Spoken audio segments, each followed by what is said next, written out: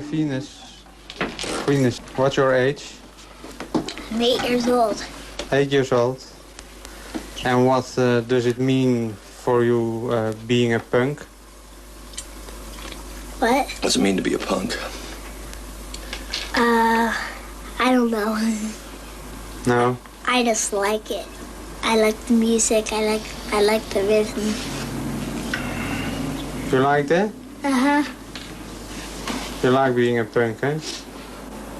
Do you like being a punk? Yeah, it's fun to be, even though everybody makes fun of me at school. Real blood coming from my nose right here. This is genuine blood. Anyway, I appreciate it. Only broken. Eigenlijk dacht ik dat het verschijnsel punk alweer bijna uitgestorven was, tot ik in de zomer van 1981 in Los Angeles was en daar overal punks tegenkwam, alsof hier sprake was van een massale jeugdbeweging. En omdat zoveel verschijnselen zich vanuit Los Angeles over de hele wereld verspreiden, was ik er als de kippen bij om u te berichten over wat ook u, ouders in Nederland, wat dit betreft nog te wachten zou kunnen staan. Take off your swastika. It's making me angry. Take off your swastika. It really nauseates me. You say, Frank, it's just a symbol. It's just an emblem. Come on, don't get so upset. It's just a righteous decoration. Well, it means a little more to me. 'Cause I'm a Jewish lesbian, you see, and fascism isn't anarchy. Fascism isn't anarchy. Fascism is not anarchy. If it was you in those ovens, you wouldn't think it was so cool. If it was you in those ovens, you wouldn't think it was so cool. If it was you in those ovens, you wouldn't think it was so goddamn cool.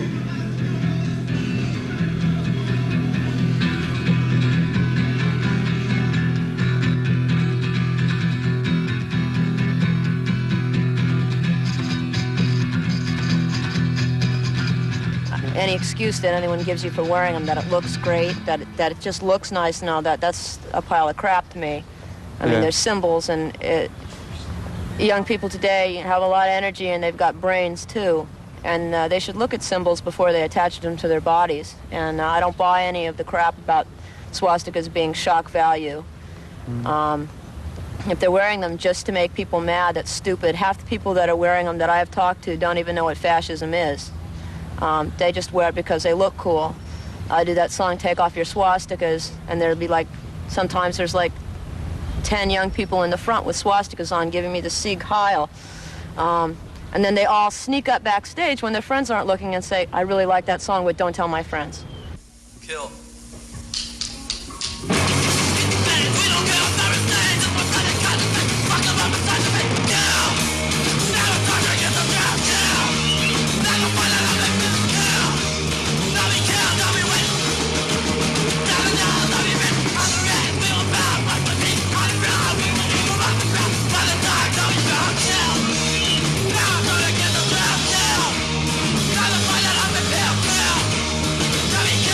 Wait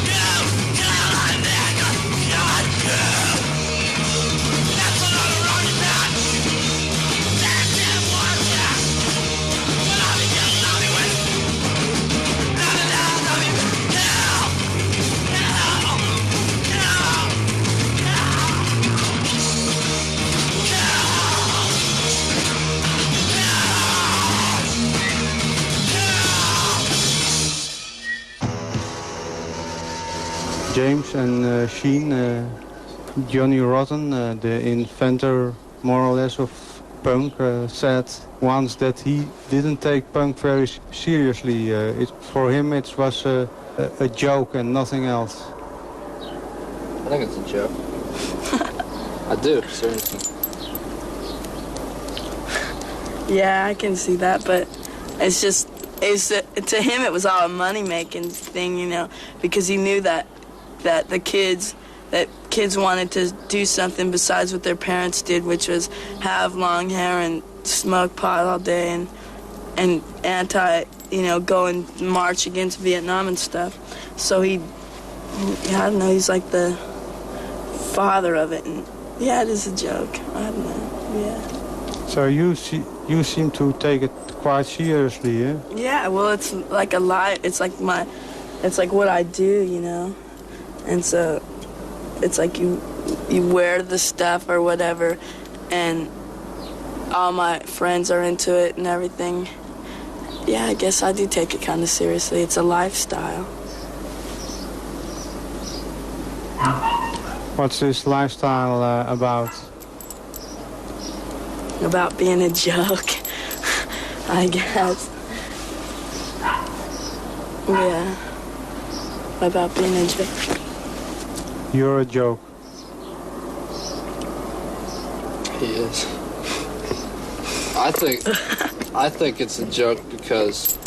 In a sense, it's a joke, but it's not like a funny joke, you know?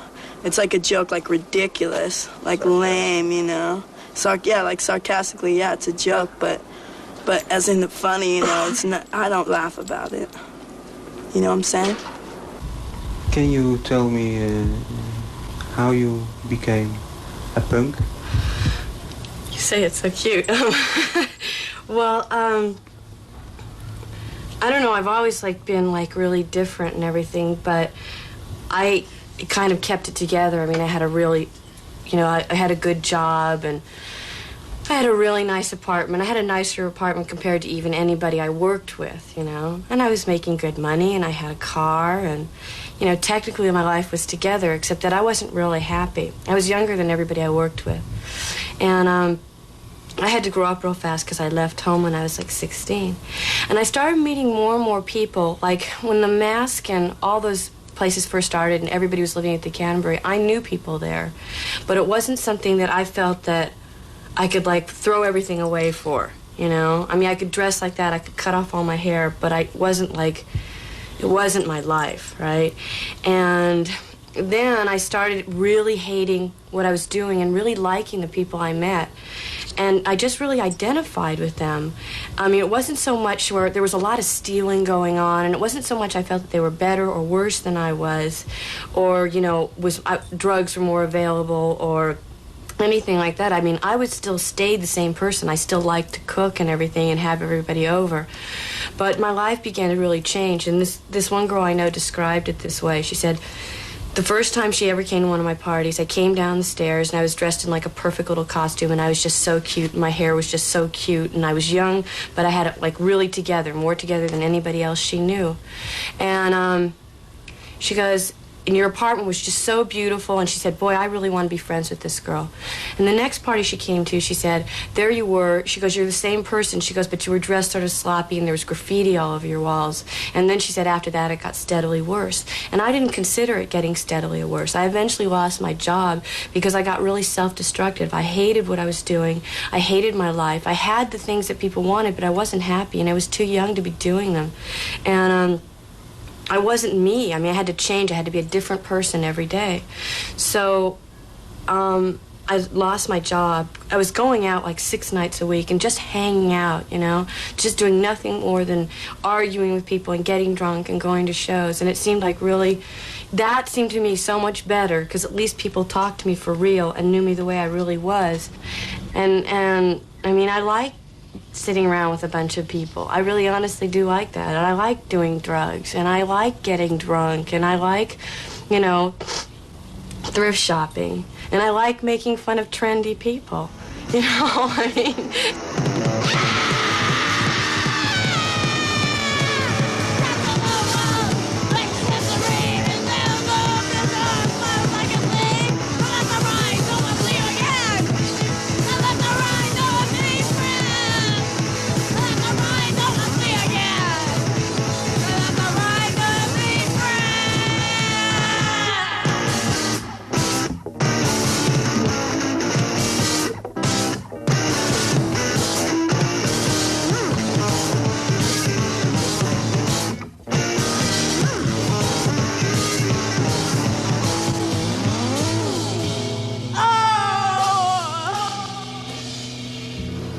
Rachel, can you tell me something about the background of the punk kids? I'm kind of more of the fifth generation punk, which is going on now. And I was one of the early timers since I've only lived in LA about a year now. Most of the kids here are just into the punk scene they're just bored, they have nothing really else to do. Most of them come from, middle class, upper middle class families. You meet very few, punk kids that their parents are poor. It's mostly out of boredom. Mm-hmm. They're all coming from rather wealthy families. Yeah. And like you. Yep. People with a comfortable house and a swimming pool in their backyard, as it is here. Yep, that's correct. You think it's boring? It's very boring. Having everything, there for you. Having your parents pay for your education and having the house and the microwave oven and, the Atari video games and all that. And, I'm just bored with it.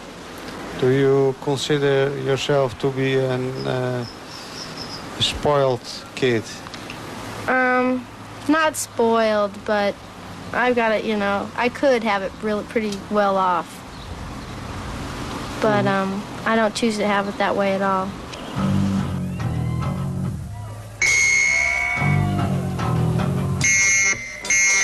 De buitenwijken van Los Angeles, waar de voornamelijk blanke middelklasse Amerikaan woont, hebben een omvang die vele malen groter is dan Amsterdam, Rotterdam en Den Haag samen. Die verveling van de kinderen kan ik me wel voorstellen. Openbaar vervoer is er niet. De afstanden zijn veel te groot om te lopen of te fietsen. Voor elke verplaatsing heb je de auto van je ouders nodig, die je pas mag berijden als je 16 bent. Eigenlijk verlaat je het kleine gebied van je eigen wijkje zelden of nooit. Behalve om naar school te gaan of naar het winkelcentrum.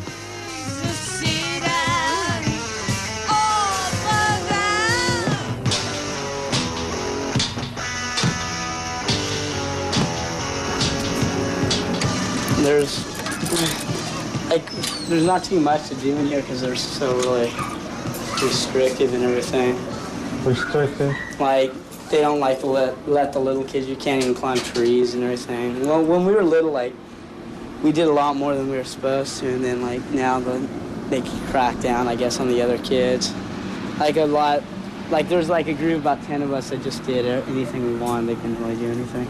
But now it got to the point where it's basically for adults. It'd be fine for an adult to live here, if you're over 35 and just wanted to be laid back, but it's not a very good place for a kid to grow up because there's nothing here to do. It's a good playground, there's no traffic. Yeah. Oh yeah, there's a few parks, but the kids used to play baseball and football, and then they didn't like that, so they put trees in the park and stuff. It's really stupid how they're so restrictive with it. You can take this way home. It's but all these places are look the same.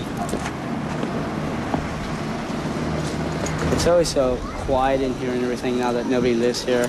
Either all my friends either moved out, moved away or something, so I'm the only one that stayed around. Mm-hmm. But I just really sleep here basically. See, it's really a ghost town. There's nothing in here.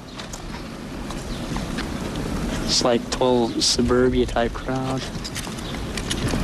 Now they just put a big parking lot over here, over the wall. That used to be a big field. When we were younger, we used to go there and play too. But now it's just, you just either stay in the house or go, because it's nothing for my friends and me to do here.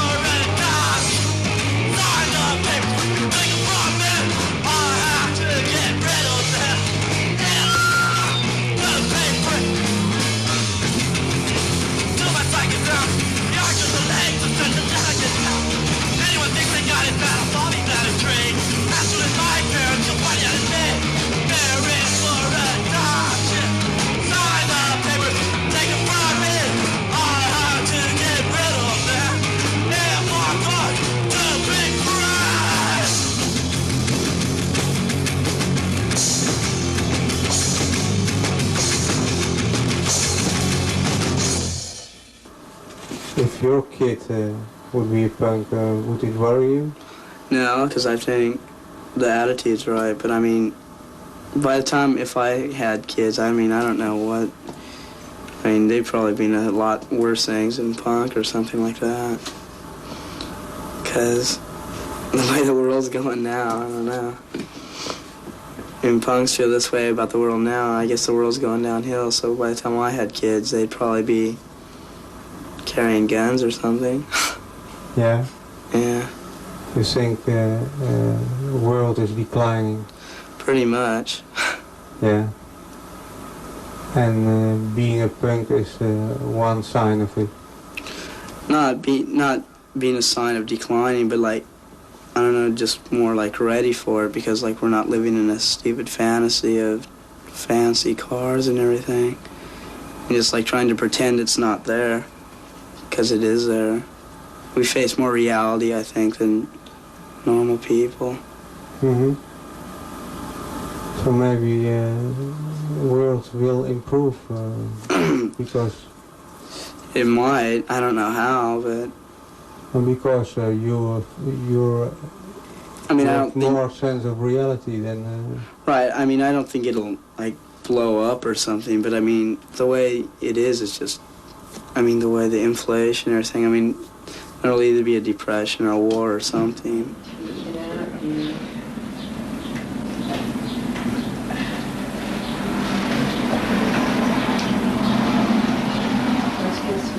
So this is the place where you live? Yeah. After you left your parents' house? No, I've lived in about 8 other places since I left my parents' house. Mm-hmm. And these are the people with who you're living with at the moment? Yeah, these and a few other people. And what's your age? 17. I just turned 17. Yeah. And you ran away from home? Yeah, it was kind of a kidnapping. Well, I was having a lot of trouble with my grandparents. Like hassles about school, of course. Drug problem. Alcohol problem. Smoking problem. Usual. Did your grandparents had a problem? No, drug problem? I did. A friend of mine, like wanted to take me up to LA, and we like tried to talk to him, but they didn't seem to understand. So I just pretended I was going to go to a baseball game and never went back. You never went back? I don't know. I really don't care for them. I don't care for their religion. I don't care for them. Period. That's about it. It's just. It's a waste of time, really. What's a waste of time? I couldn't follow. Certain religions, school. Yeah. Grandparents. And parents? Parents are gone, so I have to worry about grandparents. Yeah. And you think it's stupid, all those? It's not really stupid. It's just well, to put it kind of blunt, it's boring. It's not stupid. It's just boring. Mm-hmm. And what's the exciting thing of? Trying to live on your own. You know, like on the streets or with friends. Mm-hmm. It's not exciting, but it's a little more challenging. Mm-hmm. Why? Well, living in a nice home, getting everything you want, it tends to spoil people a lot. You know, if you have everything you want, you grow up to be rotten. Because if you learn, you'll have a lot better life, I suppose. Mm-hmm. At least that's what I think. So the lifestyle has something to do with making things more difficult than they right, more difficult than would be on other ways. Can you follow me? It's like in horse races, the good horses get a handicap, and It's about the same what you're doing with life. Yeah, kind of. Yeah? So what handicaps do you give yourself? I don't eat. That's about it. It's hard to find a place to stay. Yeah, you had some French fries, boy. I know, I had some French fries today. Oh, wow. It's trying to find a place to stay, trying to stay alive. How do you stay alive?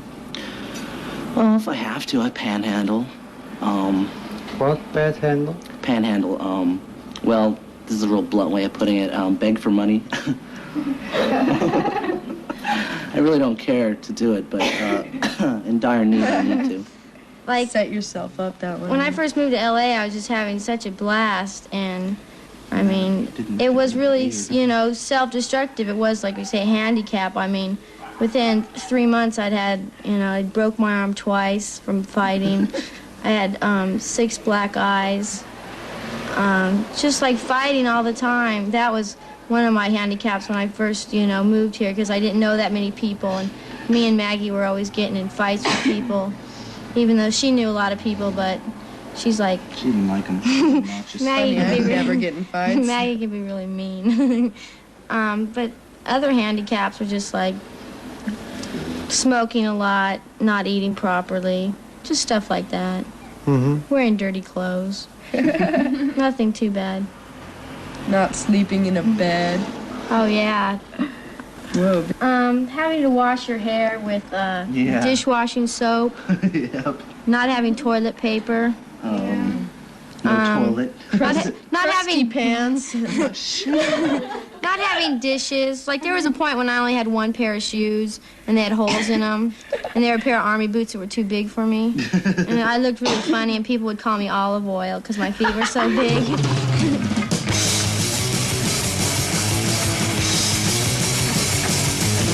About 14 days, I could have been gone for more. I really have spent the care, one point line on the floor. I'm not a wanna be. I'm only what you see. We're all on that thing summer. All on that thing summer.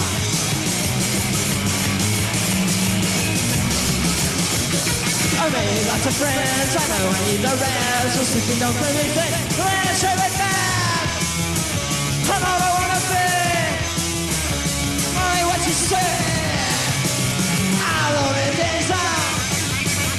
All on that thing summer. Man, keep so sharp. Ready living.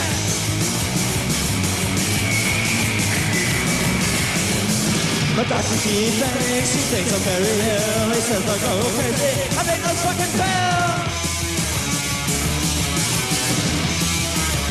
Suck me. I sit on a pedestal. Waking me so new. Wise out who is poor.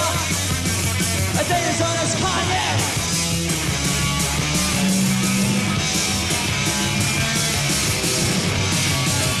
Empty social. Ratty living. We're all on that danger zone. All on that danger zone.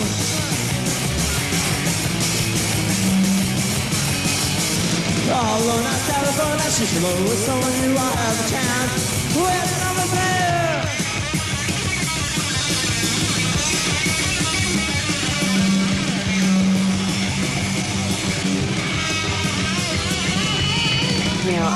I would never like push anybody around. I always stayed off the dance floor and stuff because a couple of times I got hurt really badly, and I knew it was my own fault. I couldn't be mad at any particular person. It was my own fault that it happened, because people were just knocking each other around, and I started knocking back, and it wasn't worth it to me in the end. I see to a lot of those kids, it's still worth it to do that. It's not to me. I was bruised, like badly, and I didn't want to go through it.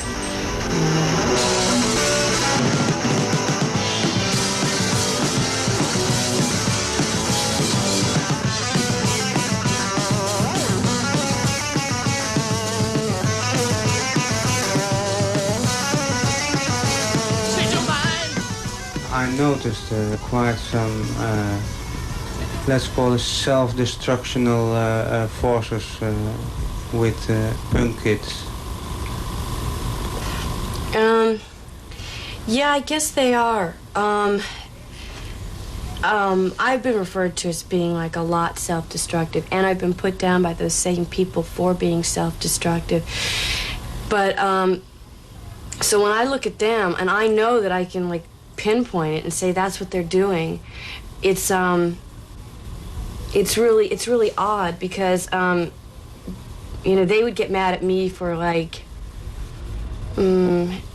getting too drunk and driving too fast or something, and for them, you know, they can walk into walls and, you know, cut up their arms and stuff, and it's not the same thing. You know, I mean, would it have been cooler had I, like, you know, written things, which I have done also, you know? I don't know. I guess it is. It's sort of, self-destruction is kind of just a means of showing that if you're cutting up your body or whatever you're doing, it's sort of marking it as it's your own. It's one thing that you can call completely and totally your own. And, you know, it's like so much of people's identity is being taken away. Like a lot, even being a punk, a lot of that's a sameness. But you still need a personal identity. Do you know what I mean? And like where everybody's coming from is they're just seeing the same thing happening to them that's happened to their parents, and the same, I don't know, sort of wasted life, you know.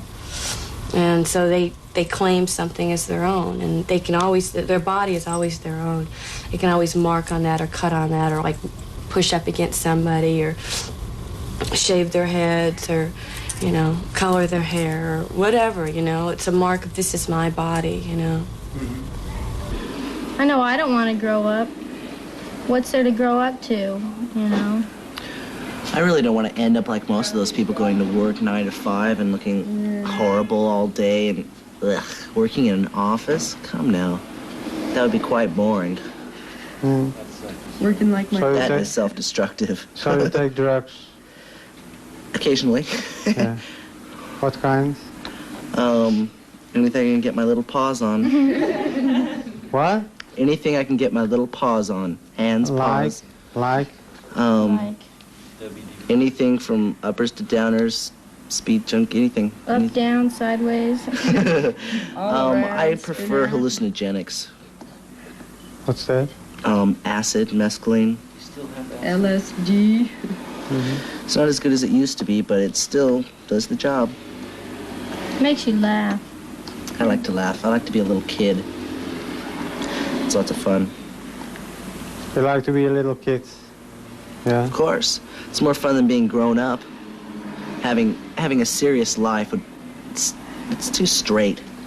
You don't have any fun. If I grow older, I think I'll just like still act like a little kid, just to have fun. But when you're old and you act like a little kid, then when I'm people think you're a total 80 freak. years old, I'll probably be hanging out with teenagers. I'm not gonna be. Definitely not. I'm not going to grow up to be old. But I may look it, but I won't be it. It isn't necessarily boring to grow up, I think. Or do you think it is? Yeah, it's boring. Yeah, in certain ways. It's how my parents are, and like my mom sells Tupperware, and that's definitely. I mean, I don't want to sell Tupperware. And a lot of kids do turn out like their parents, but not the kids here. I'm turning out just like my parents. I'm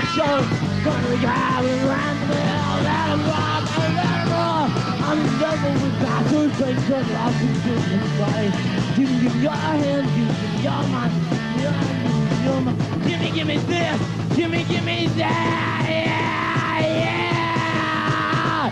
Give me it, now, give me it.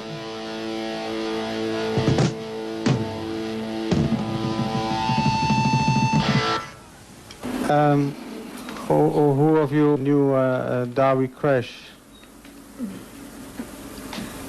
All of you, yeah. What kind of guy was he? I looked up to him.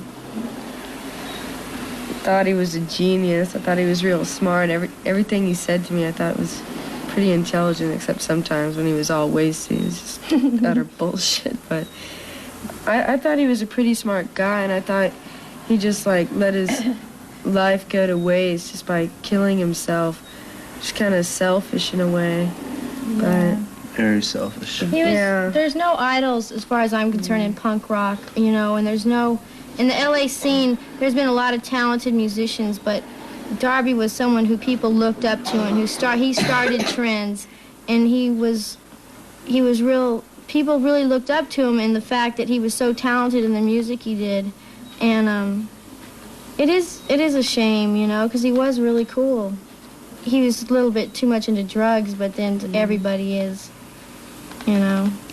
He's just like one-of-a-kind person, someone you'll never meet again. There's no one that could be like him at all, you know. I don't think he let people get too close to him though, because I think he knew that he wanted to kill himself. I don't know, but I don't think he let people get too close to him. He didn't want people to like him too much, or they'd get too attached, because he knew what he was going to do, supposedly. Darby and I were like, we were really close friends, and we were really, really close. Darby, the best way to put it is that Darby protected me more than anybody else ever has in my life, and more than he ever did for anybody. Most of the time, it was like girls always protecting him. Oh, no, Darby, you can't have that knife. Oh, no, Darby, you can't do this. Oh, no, Darby, you should never own a motorcycle. Oh, no, Darby, you're going to come with me right now, you know? And I never did that. I was more like, he didn't tell me what to do because he felt I was really intelligent. He just sort of made sure nothing happened to me.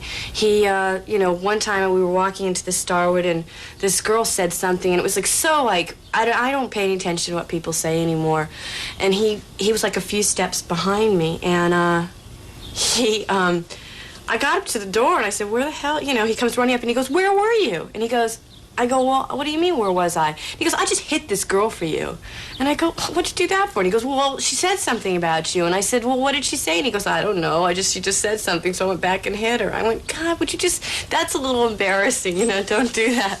But he was really good to me. It was after the Germs played the last time. I mean, all the people that I've gone out with and hung around with and everything, what happened was, I was in the dressing room. First, they weren't going to let me in. And I said, what are you going to do, leave me standing out here alone? I really am with Darby.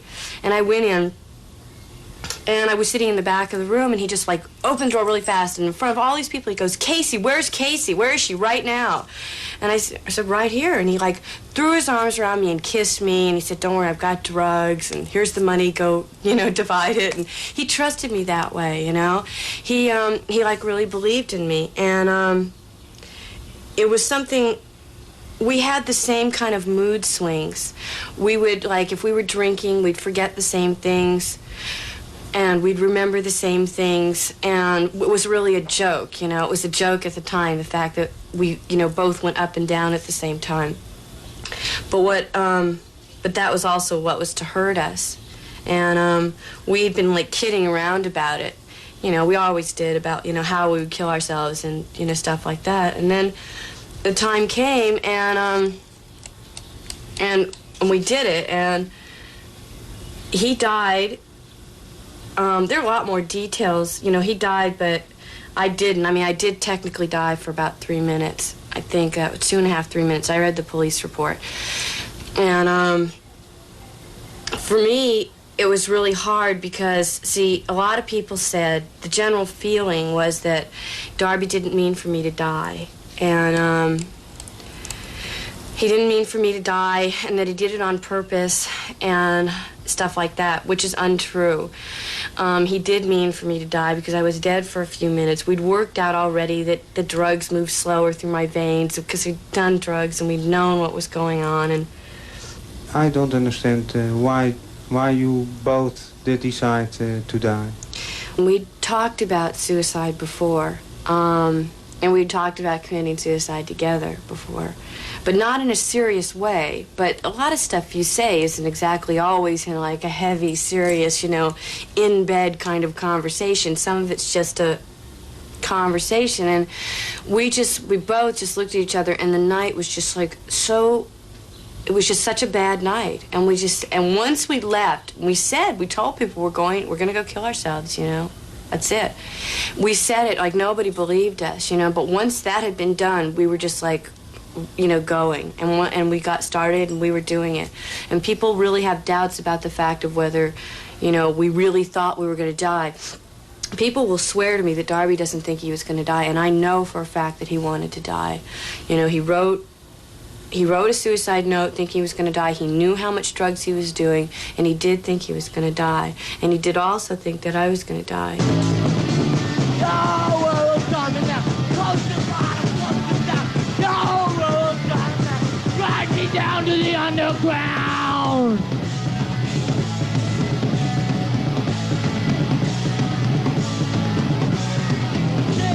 Apocalypse, I want to catch a glimpse. Just another broken head. My world's blown away. Do you feel it? I don't know what I want now. I want to be and I want it bad. I want to be.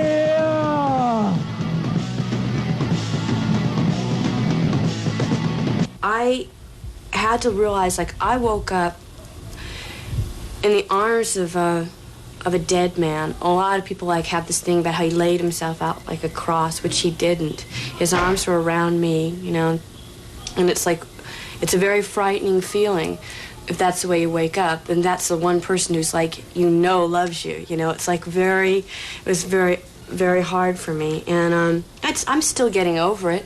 The hardest thing is not having the support of your friends, I guess. I have to pull myself together, not anybody else can. And somebody, you know, they ask me all the time about wanting to die, and I can honestly say there's not a moment that I'm awake, and there's not a moment that I know when I'm going on that I don't wish that I had died that night, you know. But since I didn't, I'm not going to sit alone in my room and cry about it. Waiting for me.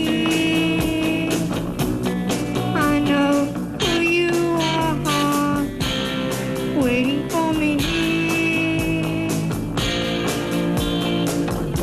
We planned to be together. It would have been forever. Who's to blame now? I don't know. I know it. I'm alone now. Waiting for me. I know who you are.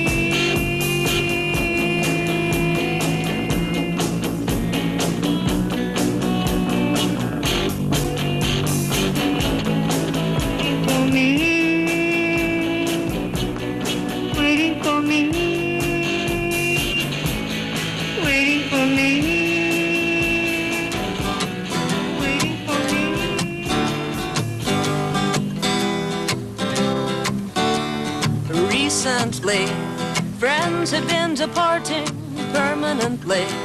I plan to stick around, you see. I'm a life lover, that's me. Yes, recently, friends have been departing permanently. I plan to stick around, you see. I'm a life lover, that's me.